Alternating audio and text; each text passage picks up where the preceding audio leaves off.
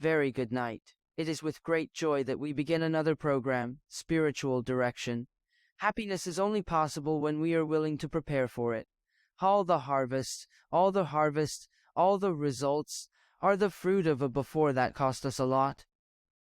Because the more we discover the value of the before, the greater our capacity to value the present moment. How many years did it take us, right? To achieve so many things. I am not even talking only about the material dimension. I am not even talking only about the material dimension. It is not a problem for us to work. Materially, we have comfort. But I am talking about other achievements. That result that you identify in yourself. That was the fruit of a lot of walking. Maturity, right? Of a lot of walking. Maturity, right? Emotional, spiritual, and psychic maturity. While we need to walk to be able to enjoy the benefits of maturity. Sometimes I think, my people, that nothing can be more harmful to us. Nothing can represent a greater loss than what we do not fight for. Maturity. What maturity is precisely existential comfort. Only it can give us existential comfort.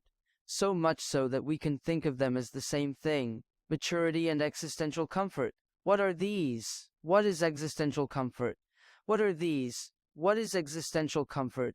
It is when you realize that despite facing conflicts, you enjoy an inner balance. So, you face conflict with maturity. The immature suffer much more.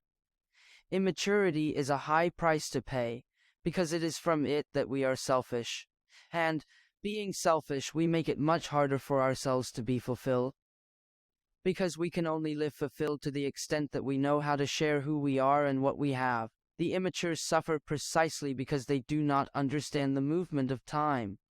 The changes that life brings in each phase of life.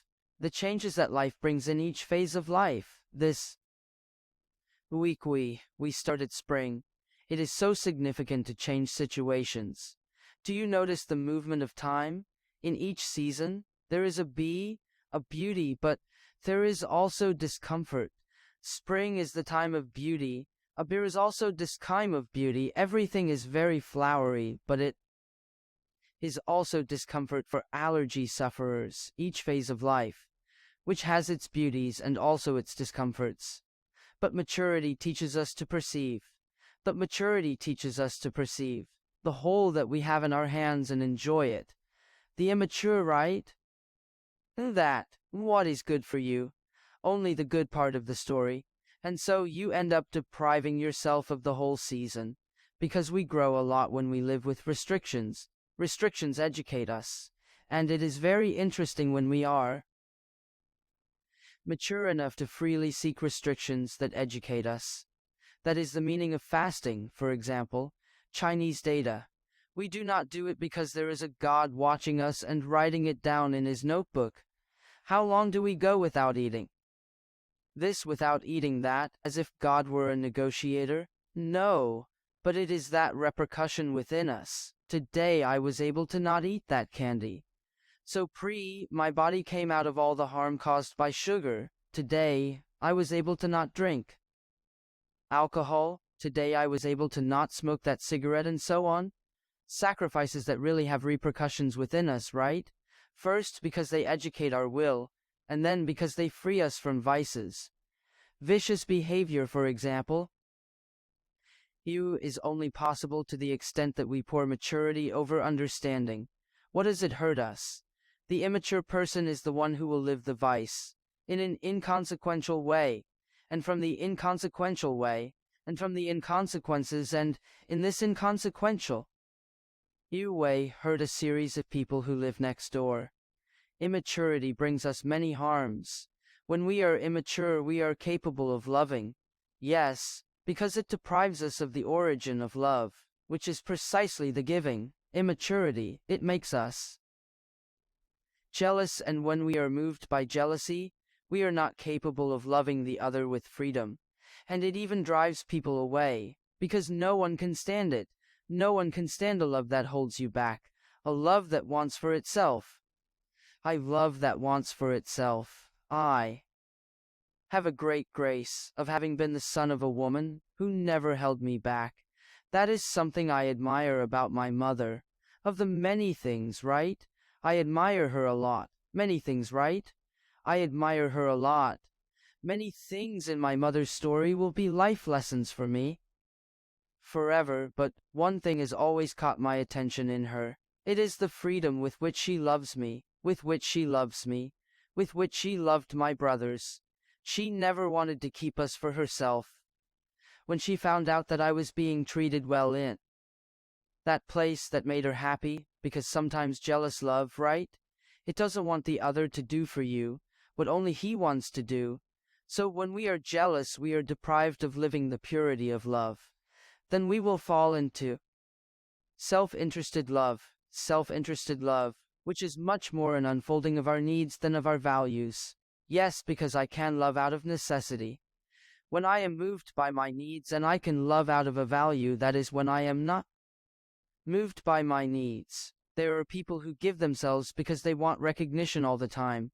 From language that is not so clear. They keep asking for this. So, when we are jealous, we are deprived of living the purity of love. Then we will incur in self-interested loves, which are much more unfolding of our needs than of our values. Yes, because I can love out of necessity. When I can love out of necessity, when am I moved by my needs? And I can love for a value, that is when I am not moved by my needs.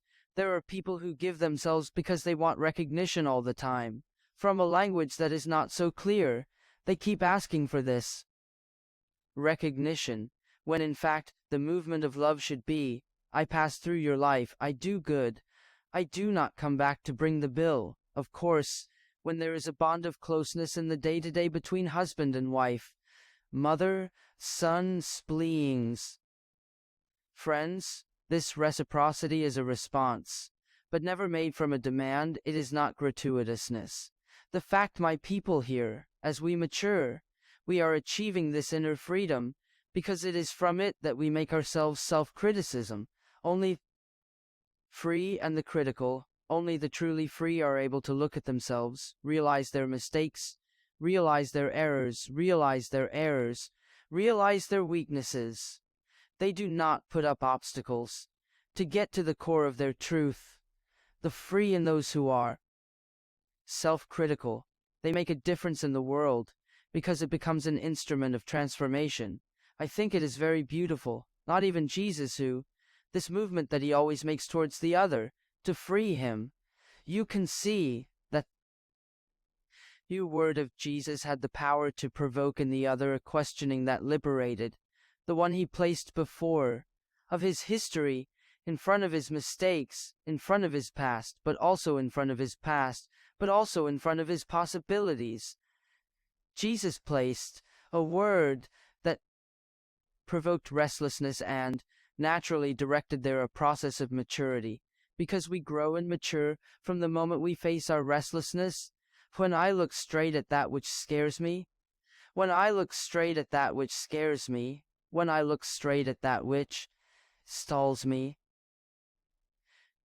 when I'm not afraid of my conflicts, and this human process, is it naturally religious? This happiness? What does this song talk about? What do I need to be? I have no doubt that the first point is to seek daily maturity. I have no doubt that the first point is to seek daily maturity. Effective spirit, when I live this spiritual maturity. For example, let's take the spiritual dimension. If I'm immature, I will establish a relationship with God, always guided by what he wants, what I want him to do for me. There is no gratuitousness. I look at God and see in him the one who will satisfy me of all my desires, who will do everything I want. That is immaturity. The maturity of faith places us before God much more as a free relationship than necessarily imposing my prayer. For example, I am more free, I am more mature as I look at God, like a friend who accompanies me, who is by my side helping me to clarify. What do I still not know? To know what I still do not know. But never with a crutch. God is my friend. Spiritual maturity helps me leads to experiencing a God friend. I always like to take that encounter between Jesus and the Samaritan woman, because what does Jesus do with the Samaritan woman? He frees that a woman from a religiosity that did not favor her. Why?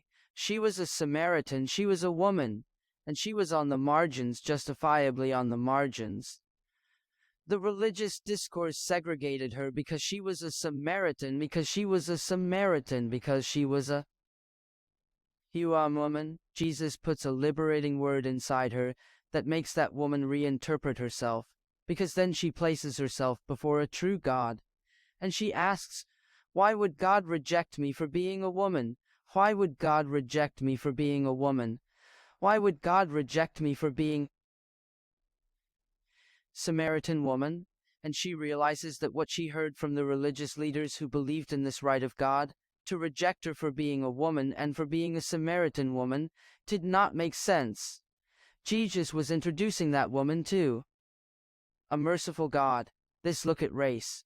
Who doesn't look at sex in order to love?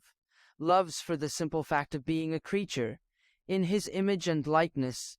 By sowing that woman with liberating words, Jesus sowed maturity within her, allowed her to moved by my needs. There are people who give themselves because they want recognition all the time.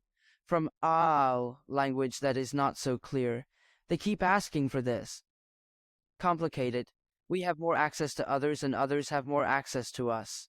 And we also learn to close doors. Yes, because not everything needs to be accessible. Maturity leads us to say what really needs to be accessible. Maturity leads us to say what really needs to be said and to keep quiet about what needs to be kept quiet. I'm afraid when I talk too much, that it could be the result of my maturity. Just this week I was saying, right? People who disagree don't disagree because they want to be seen. Why deal with people like that all the time?